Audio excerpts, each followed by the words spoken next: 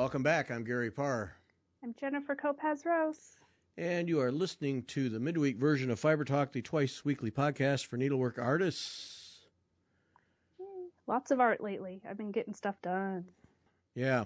I wanted to talk to you about, because now Sunday, the Women's Tour de France ended. And right. It was back for the first time. So that ended 4 solid weeks of watching the Tour de France for me.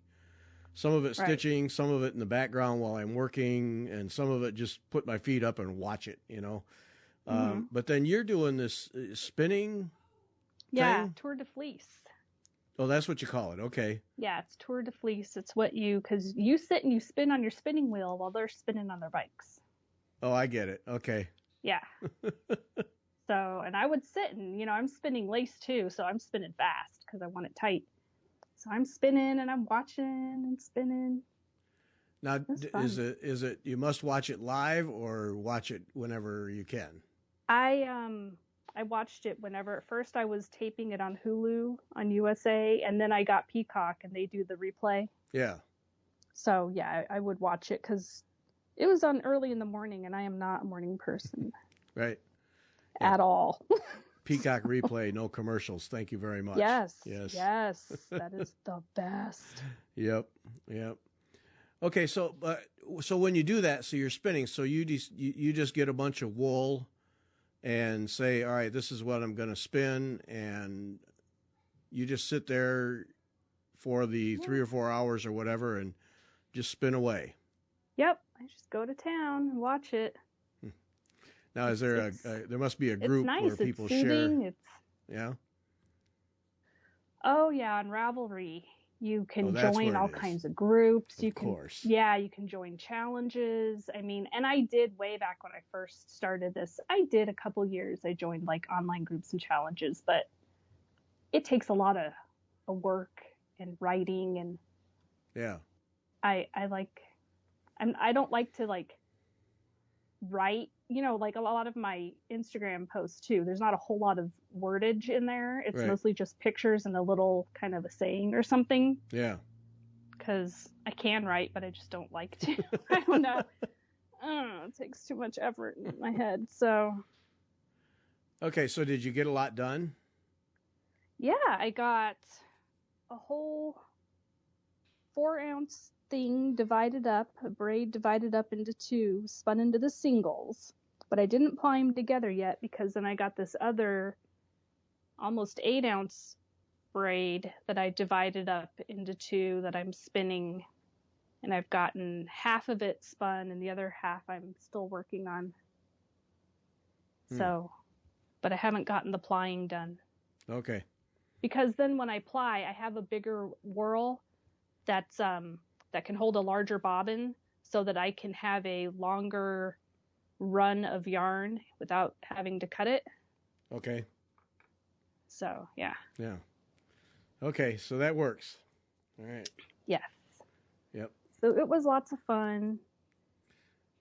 Yeah, because you can, I mean, there's a lot of idle time with the bike racing. Yeah, you can spin for a long time, and then when Phil Liggett starts to lose his cool, then we know something exciting has happened. I know, right?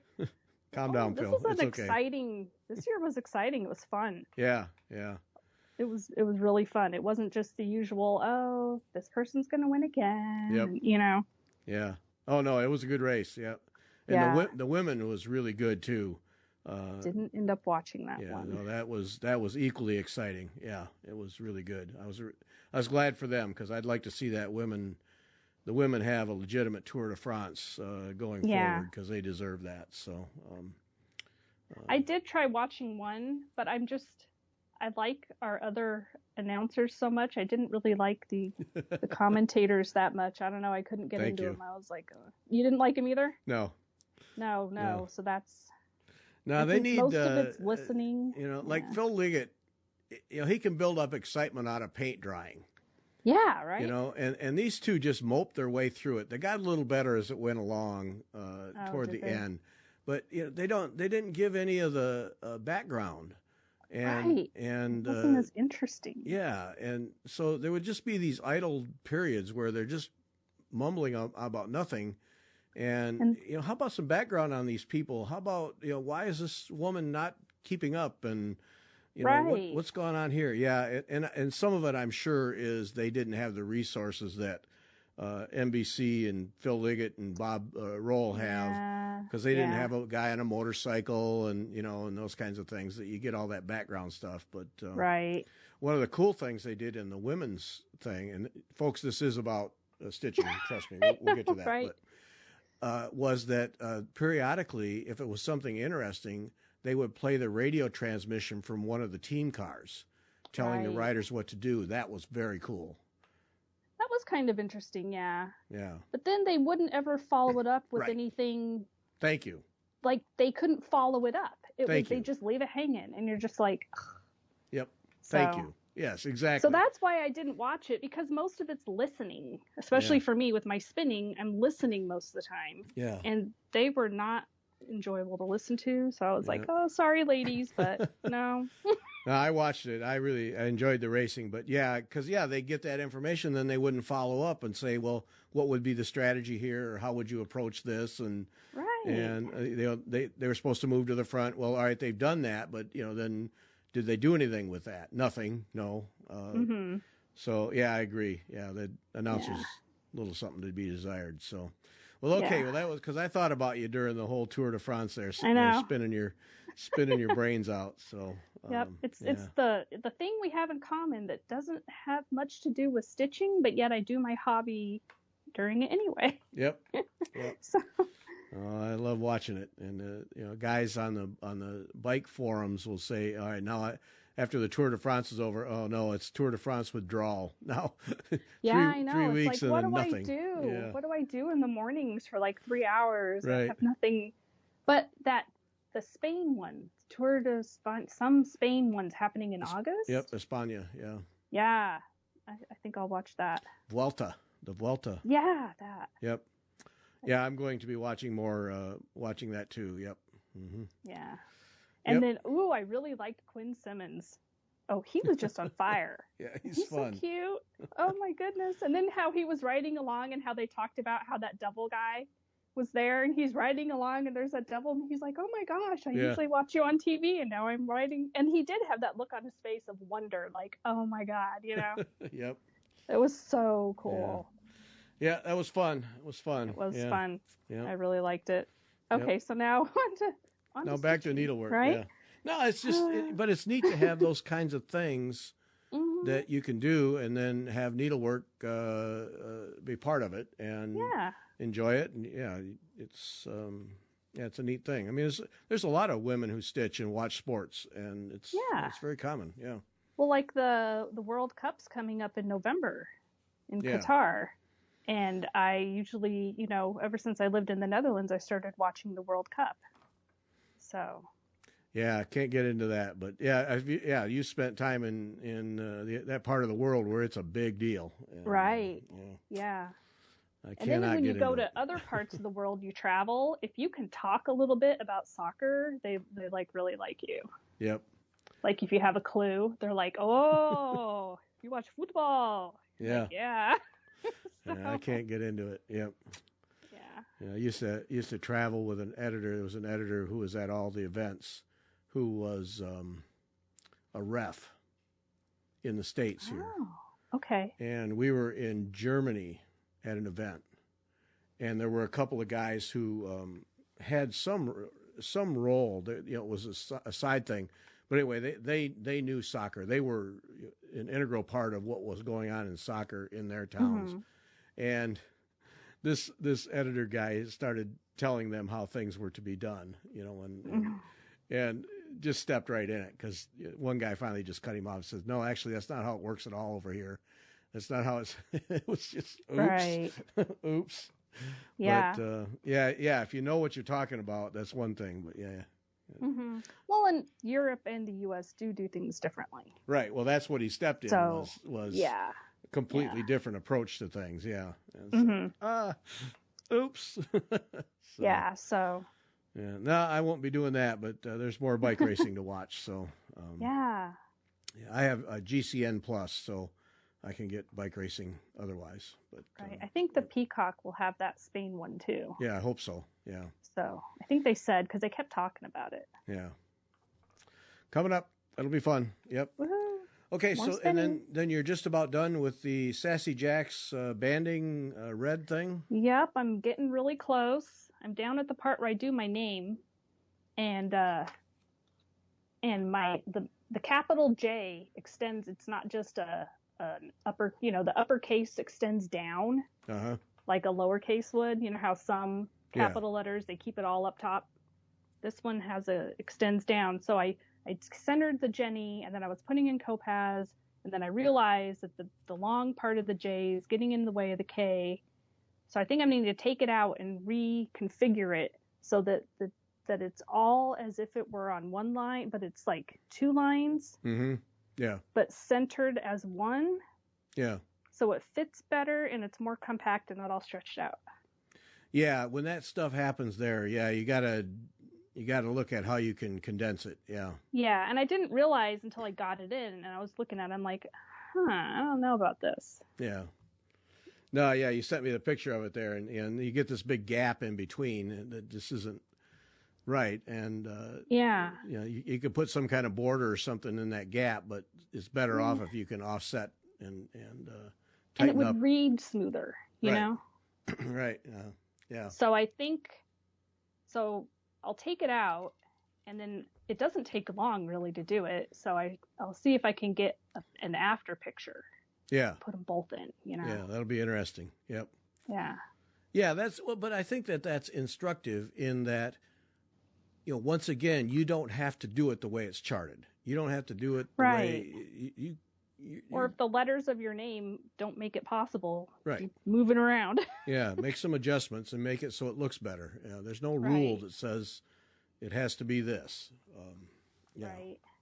And in the case of your name, with a long descending J and then a K with an ascender, that sits up on high.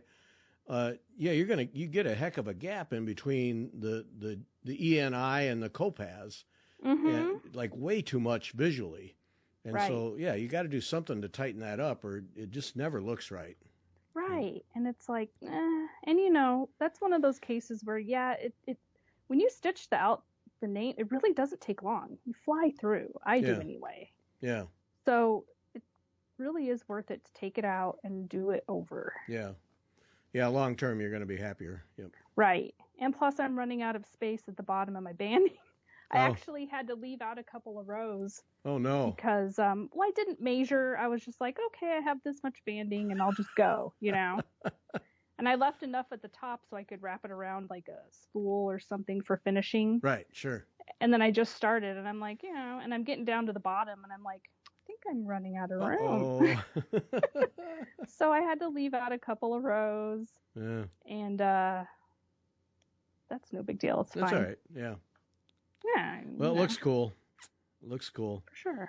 Is that something Kim still has that you can do, or was that a class? It was that Red February free thing. Yeah. And I don't know if she has kept it up for free still. I don't know those. Yeah, I don't know. Yeah. Because I did download it in February. Yeah. So I don't know. If people are interested, we're checking out because it's very cool. It's on a piece of banding and use red thread, and it's just a sampler. It's simple, but it really looks neat. So. And I'm using that sulky. Oh yeah. The sulky 12 weight, and it's something that I had already from whenever I did a quilting project with the red stitching. That red work quilting, right? Where you embroider the design. So that's what I had it from. So I already had it. So you just had to buy the banding and the chart. The banding I had already too from something else that I had started. Yeah, so I didn't have to buy anything because I had it all. You win. Yeah. Yeah. I was like, oh, I've got all that stuff, so Yep. I didn't have to spend any extra money. Look at that. Can't beat I'm trying hard to do. We have to get the bathroom replaced. Oh. The bathtub because there's a leak.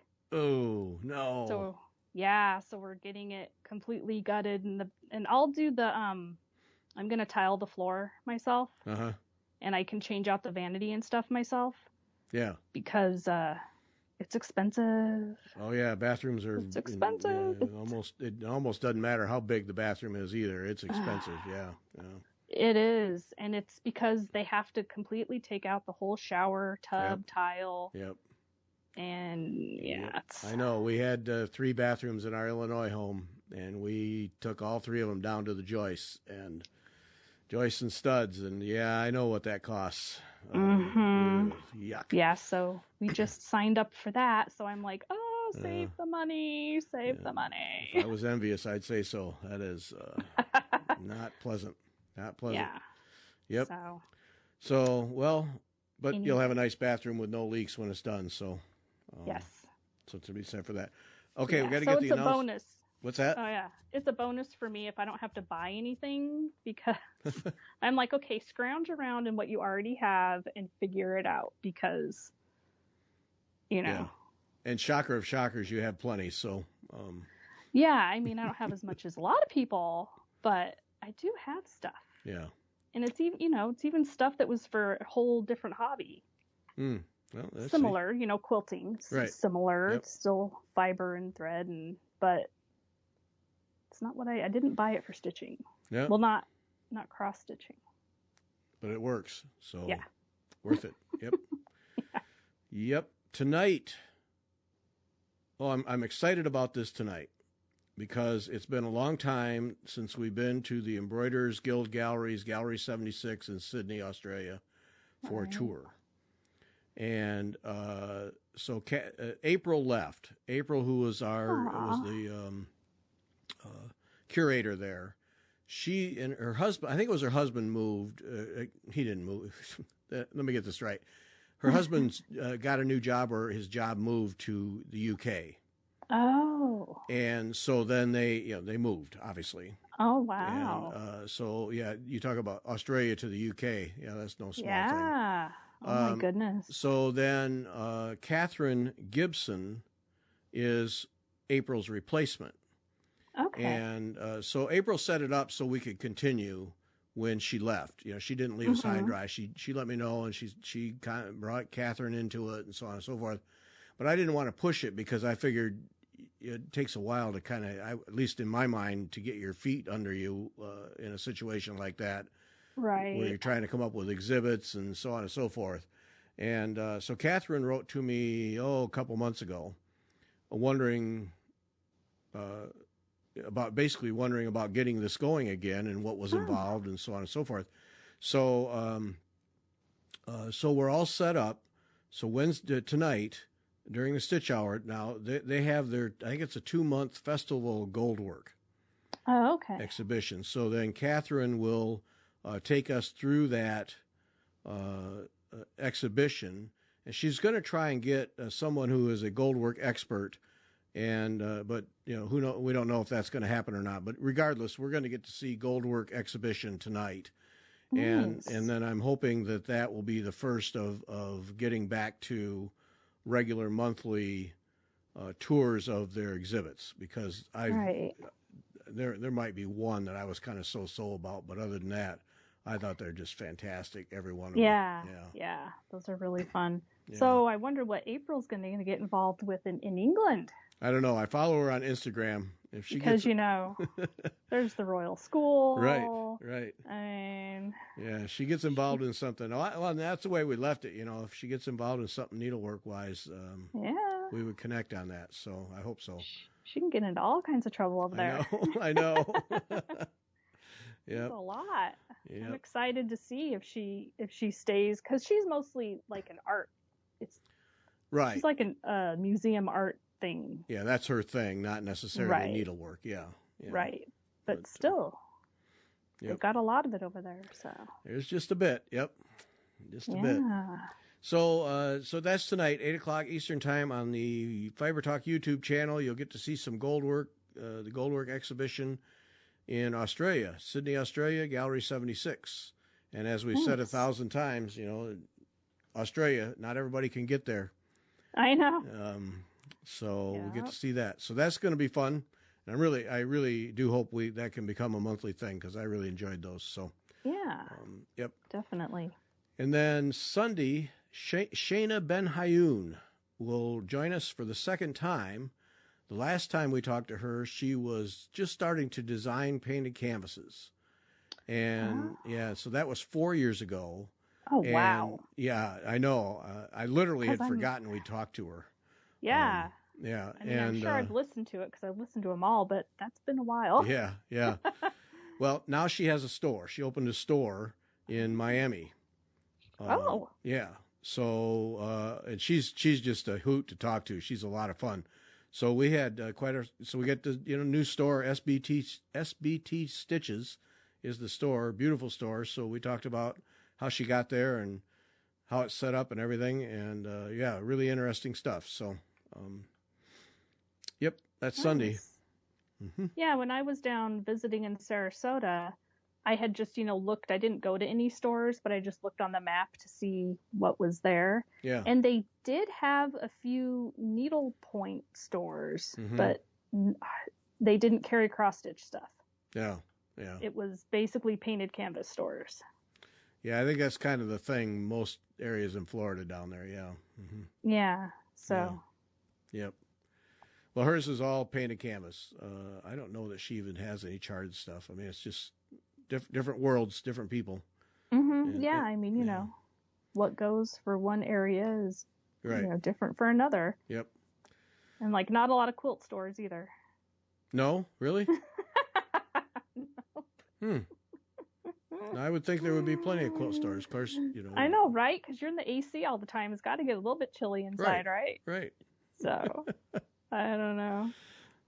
Oh, you know what's weird is the few quilt stores they did have, they would be open only 3 days a week for maybe 5 hours. Really? It was crazy. And they're renting retail space and stuff, and they're hardly ever open.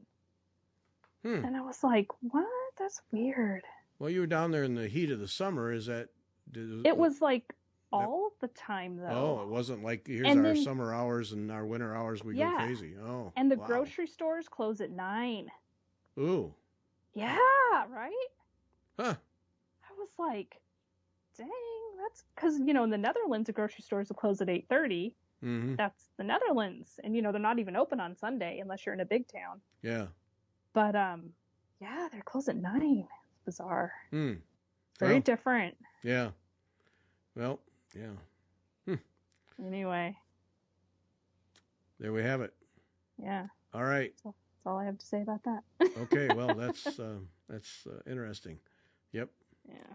So we have that, and then we have the Mystery in Saint-Tropez project that is underway. I'm still waiting to get my threads from Needle in a Haystack, but go to gayandrogers.com and start your journey if you want to do that project with us. And as soon as I get my threads, and do you have your threads yet? Well, I remembered that I had some canvas that a friend of mine gave me. Oh. And then I was I really looked at the list of what's required. And instead of using the variegated silk, I have tons of variegated DMC. There we go. So I'm just going to piece, and then there's Pearl 5 and Pearl others. I have tons of Pearl 5, for my Tamari. Yeah. So, and then I have... yeah, you would have a supply, wouldn't you? Right? And then for the silks, I do have some different rayon threads and shiny threads that I used in quilting. Mm-hmm. So I've got a ton of stuff. I'm just going to piece it all together. Yeah. And I'm going to make something work. Okay. Because I said... You and Cindy from Stash, all right. I need to save the money.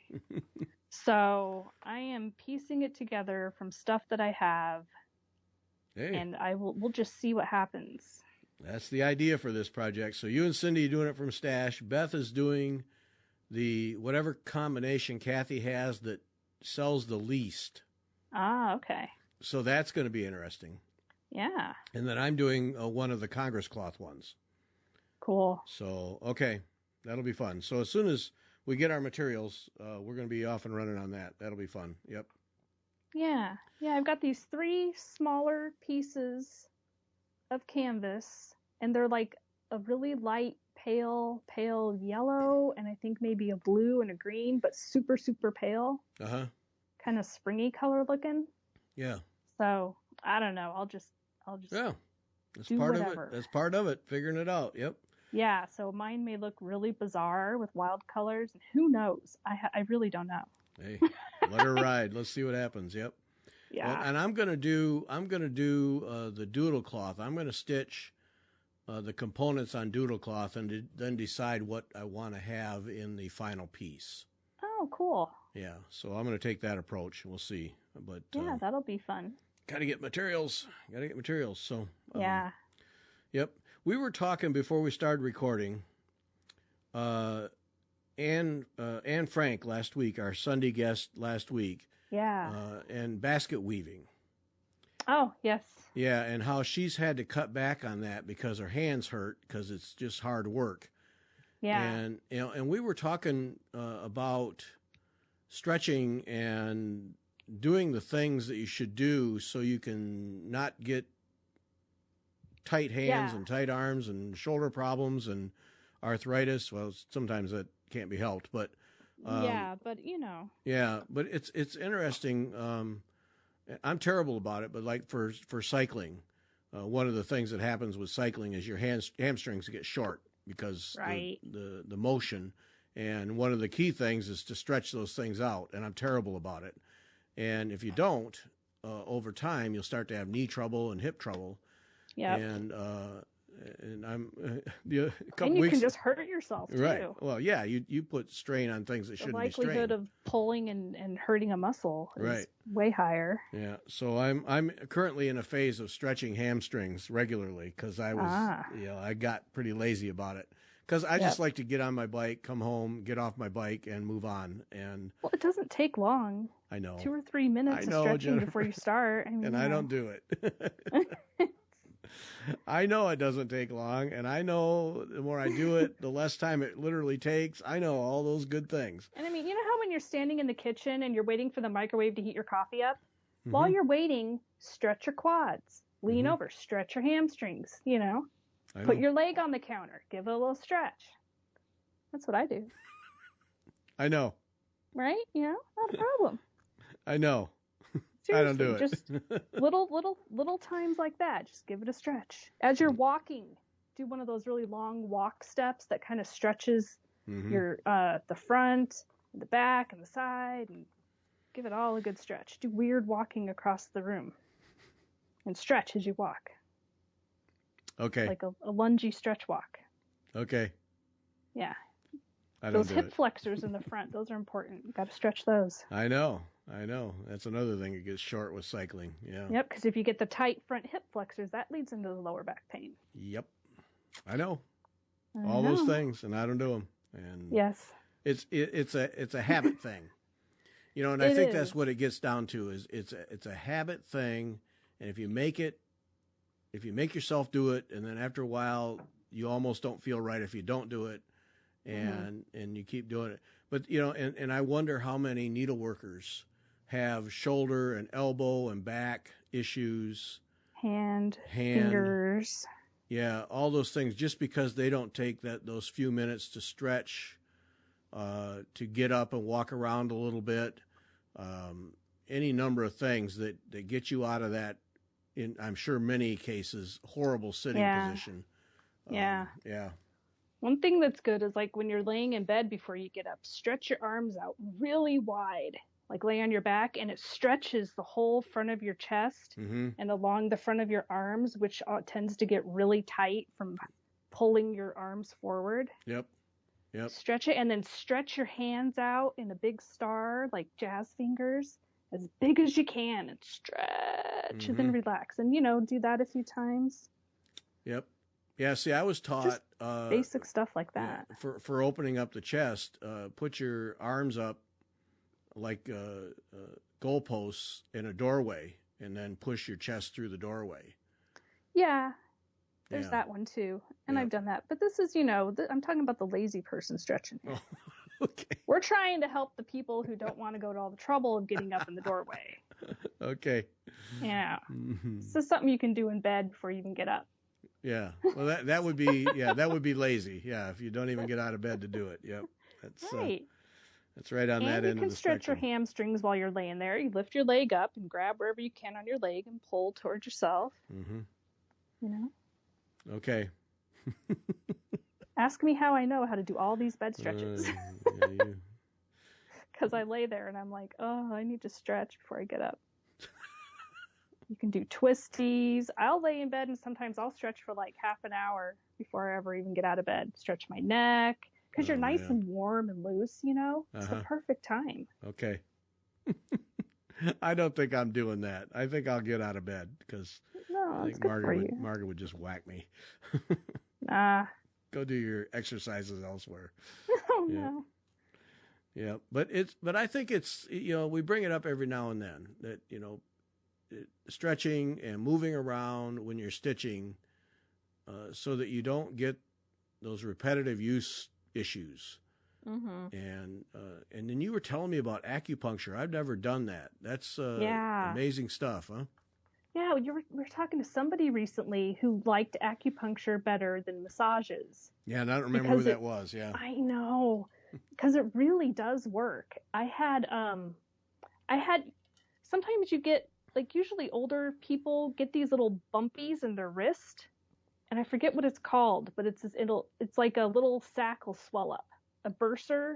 Yeah, bursa sacs. Yeah. Mm-hmm. Yeah, right. And I had that happen to me when I first started exercising. And I was doing like a lot of planks and push-ups and stuff, and it was really hurting. And so I went to my acupuncture, and I was getting my regular acupuncture for my shoulders and my neck and my migraines.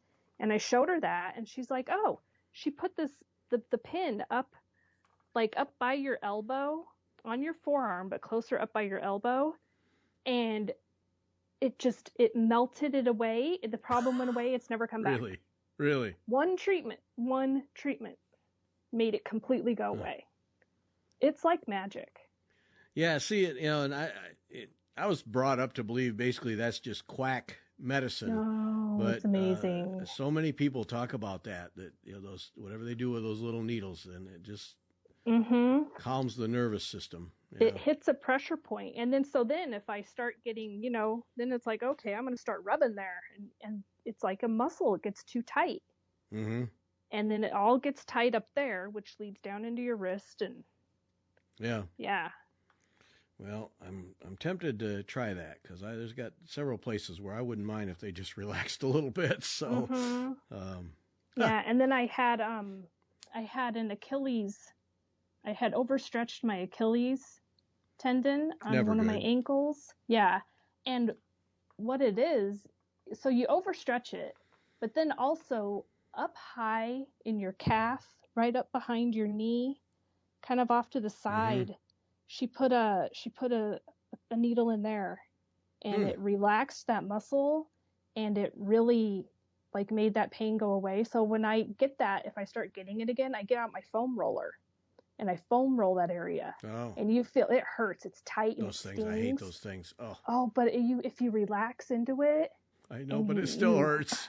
I know, but it makes the pain go away. It fixes the problem. Yep, I know. I have one. And I did that for my arm and my shoulders. And yep.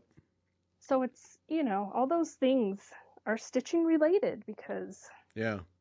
No, it's really, it's just really important that people do that kind of thing, especially if you sit for hours and stitch. You really got to do those kinds of things your body needs to move more than one way all the time. Yeah, and my sitting for hours and spinning. I'll bet that's one. I'll get behind my shoulder blade in the middle of my back on one side. Will get tight, so I definitely have to, do some yoga stretching, child's pose and stuff, and just move my body other ways. Yep. So I've started doing my Pilates and yoga again. Oh, okay. Yeah. Yeah, I did yoga for a while. Just bought a CD and did that for a while. It looks like nothing. Mm-hmm. What an amazing result. Yeah. Obviously, you get more flexible and stretch more, but the overall mental and physical result when you're done is quite amazing. And it's not like you don't feel like you're doing anything And when you get done, you just feel amazing. Yeah, it's really. Let me see if I can say amazing more in one sentence. But no, it really is. It's a. You just don't expect it, and I suppose that's acupuncture, same thing. You just barely putting these needles in, and all of a sudden I'm a different person. Yeah.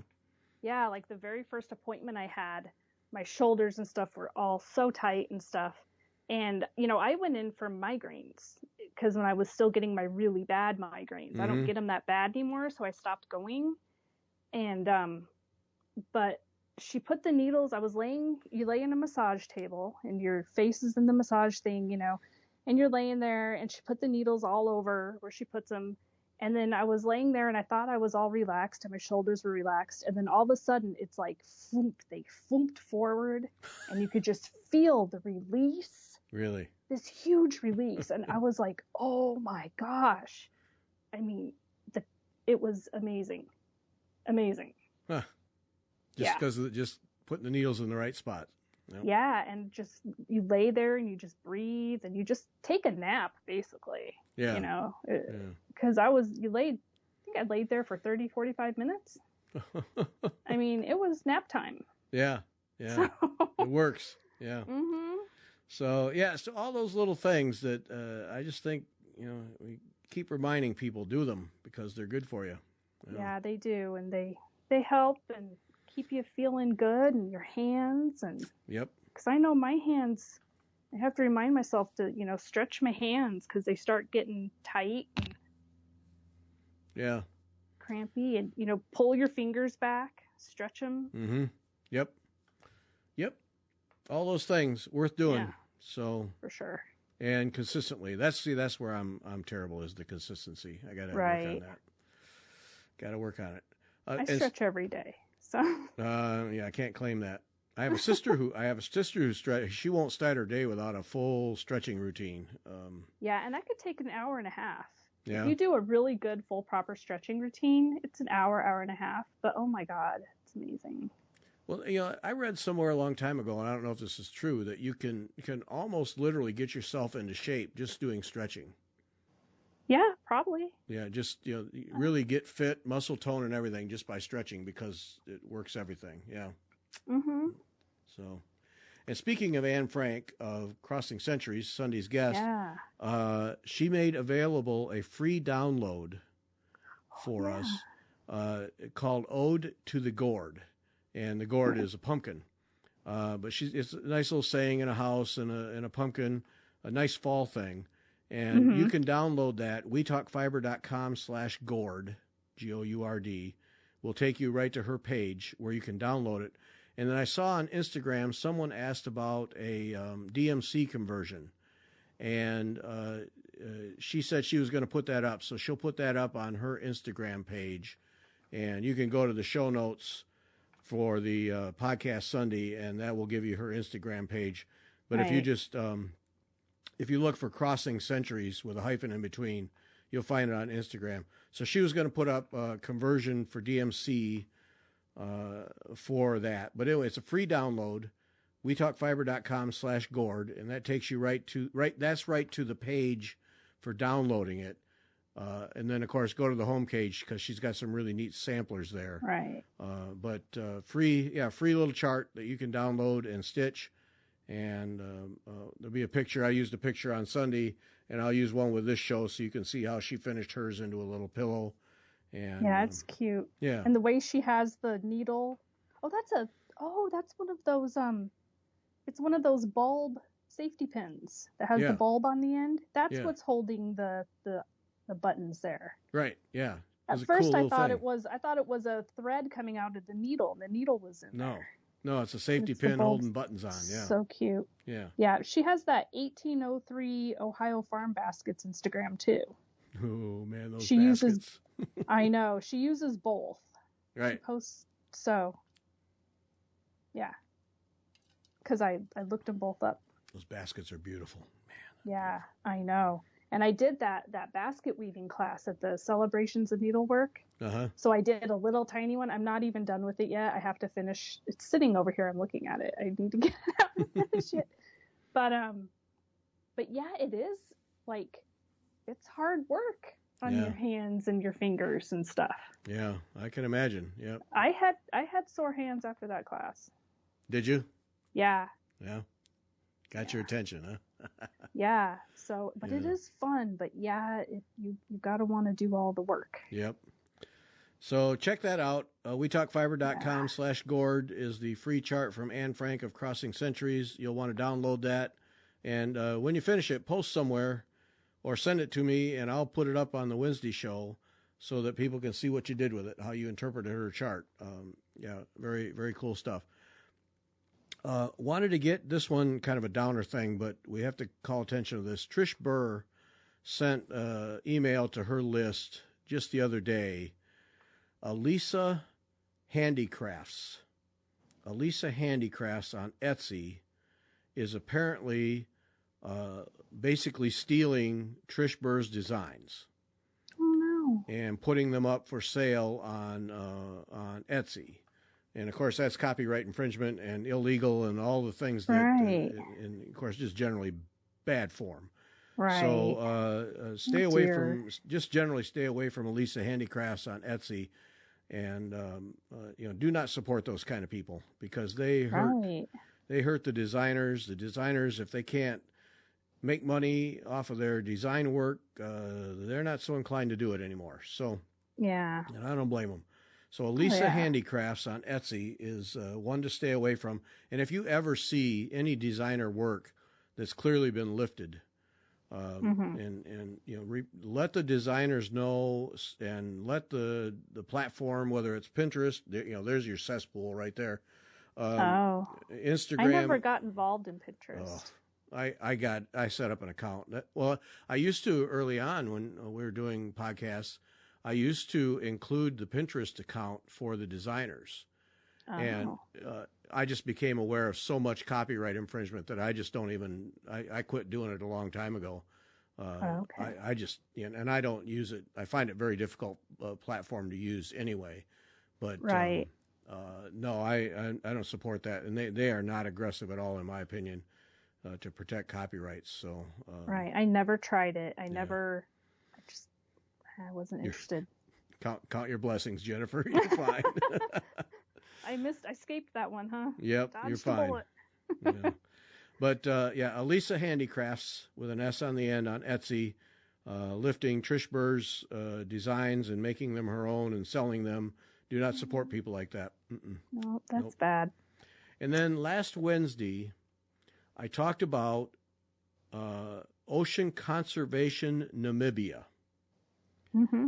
And it's a group of guys, and I have not read the history behind them because it doesn't really matter to me.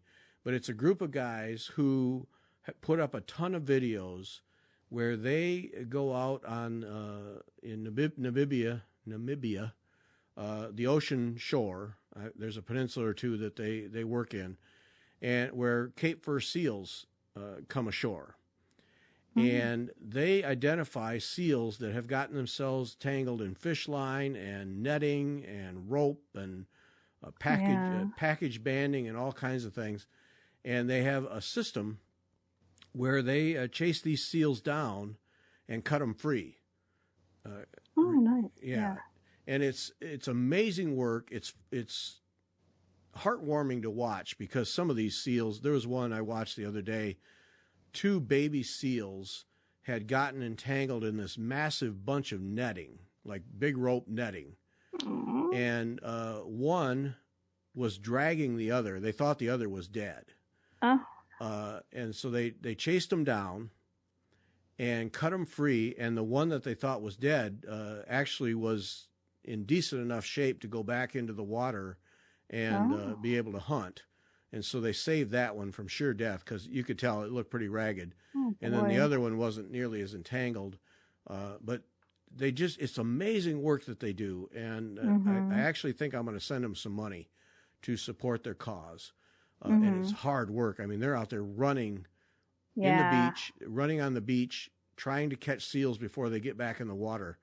And, and then the tools that they have, and they film all this with cameras and GoPros, And so you really get to see what's going on, but you get a real sense of what happens with all the trash that people throw in the ocean.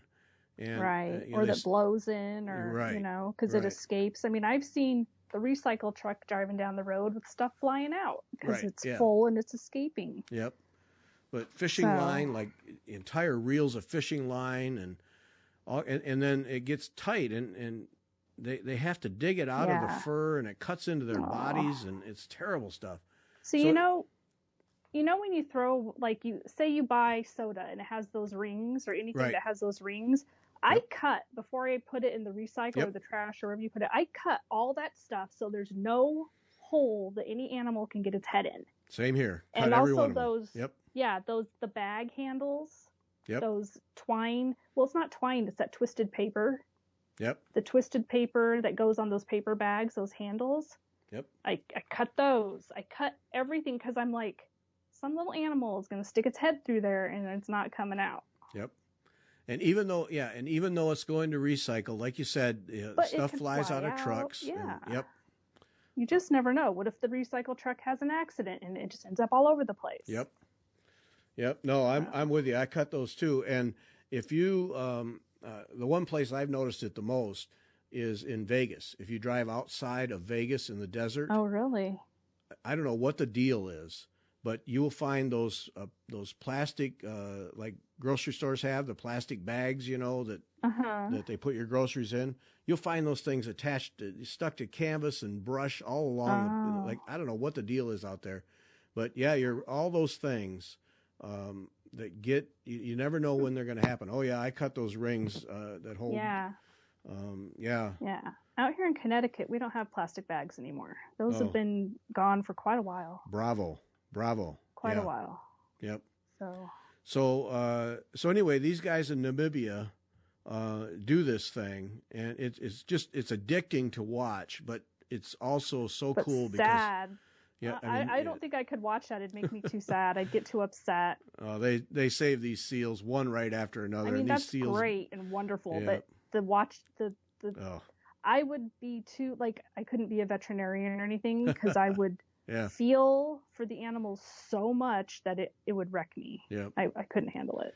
Yeah, this is just cool work that these guys do, and these seals just go bounding off, all free from this stuff, bounding off into the ocean, and you can tell some of them just had to be miserable, and bodies adapt, but after a while they can't hunt, they can't eat, they can't breathe, just slowly starve. yeah. So it's so cool. But one of the things, and they have the tools that they have.